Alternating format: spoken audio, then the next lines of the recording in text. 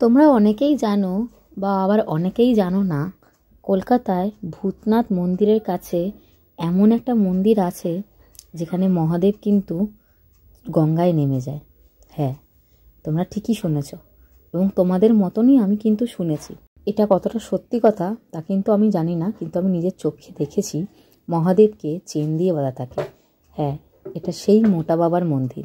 এই মন্দির প্রাঙ্গণে আসলেই তোমার গায়ে একটা অজানা কাঁটা দিয়ে উঠবে। দেখতে পাচ্ছ কি বিশাল শিবলিঙ্গ। আগে প্রায় শোনা যেত এটি নাকি গঙ্গা বক্ষে চলে যেত, তাই মহাদেবকে ধরে রাখার জন্য ভক্তরা চেন দিয়ে মহাদেবকে বেঁধে রাখতে। কি বিশাল শিবলিঙ্গ, সিঁড়ি দিয়ে ওপরে উঠে মহাদেবের পূজা করতে হয়।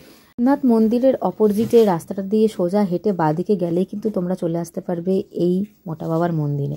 সকাল 7টা থেকে এই মন্দিরটি প্রায় খুলে যায়, 12টা-1টা অবধি খোলা থাকে এবং বিকেল 4টে বা 5টাতে খুলে যায় এবং রাত্রির 9টা অবধি কিন্তু খোলা থাকে এই মোটা বাবার মন্দির। এই পুরো বাড়িটির মধ্যে কিন্তু মোটা বাবা থাকেন। এটাও শোনা যায় এই পুরো বাড়িটি নাকি অনেকেই অনেকবার উদ্যোগ নিয়ে সারাতে চেয়েছিল, কিছু না কিছু বাধা পড়েই গেছে, কখনোই সারিয়ে উঠতে পারেনি। হয়তো বাবা এটাই চান, তিনি এই পোড়া বাড়িতে শান্তিতে থাকতে চান। আর নিচে নন্দী মহারাজ বিরাজমান, দেখেছো কিভাবে গাছের শিকড় বাকড়গুলো এই বাড়িতে আস্তানা গেড়েছে। হয়তো বাবার এটাই ইচ্ছে।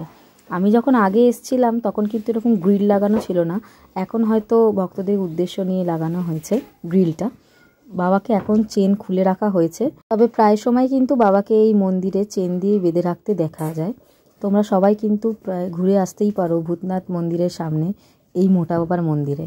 বাবা ভীষণ ভীষণ জাগ্রত, এবং এই মন্দিরে আসলেই তোমাদের একটা অজানা ভালো লাগা বা বাবার প্রতি শ্রদ্ধা, সেটা যাই হোক না কেন তোমরা ফিল করতে পারবে। এই অসংখ্য বট ঝুড়ির মাঝখানে একটা বসার জায়গা আছে, এখানে বসে বাবাকে মন প্রাণ দিয়ে ডাকলে যে শান্তিটা পাওয়া যায় সেটা কথায় প্রকাশ করা যাচ্ছে না।